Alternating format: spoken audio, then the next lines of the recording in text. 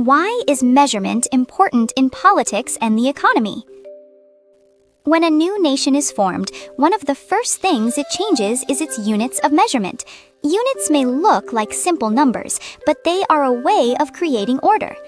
In a small village, people know one another.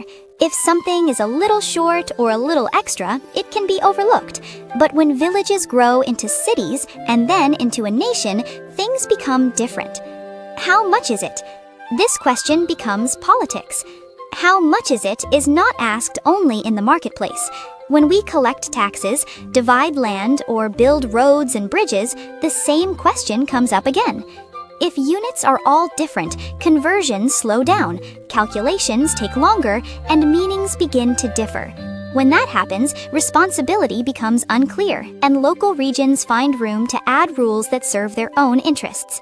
That is why new governments often push to unify units of measurement. By closing these gaps, corruption can be reduced. The central government must understand the whole country using the same standard. However, units are long-standing customs, so when governments try to change them, resistance follows.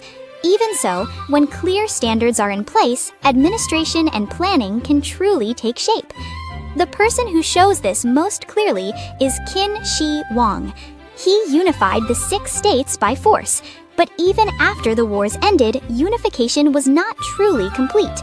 Each state used its own coins. Their units of measurement varied. Even the width of their cartwheels was not the same.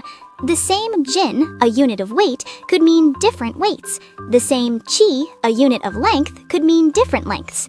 Confusion began as soon as the government tried to collect taxes. So he unified the currency.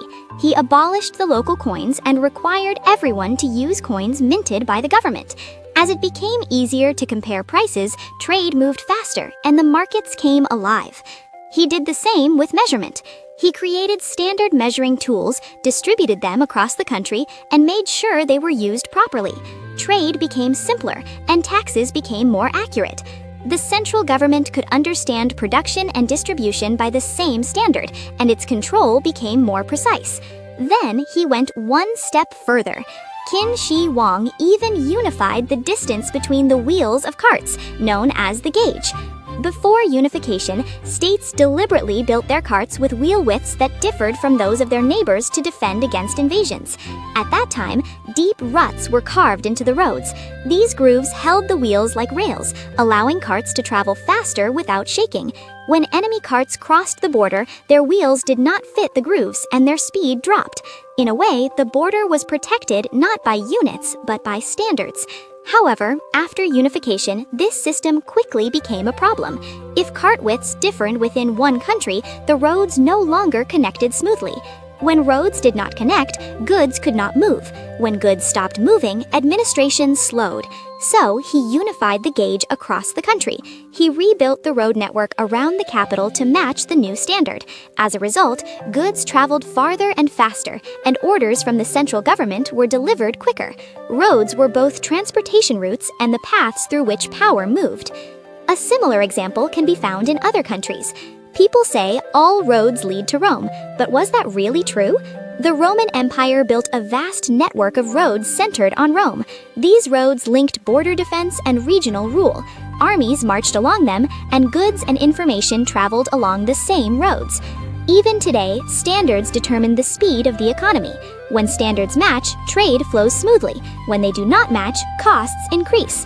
In the end, there was one clear reason a state unified its units of measurement. It was to make trade, administration, and governance run by the same standards.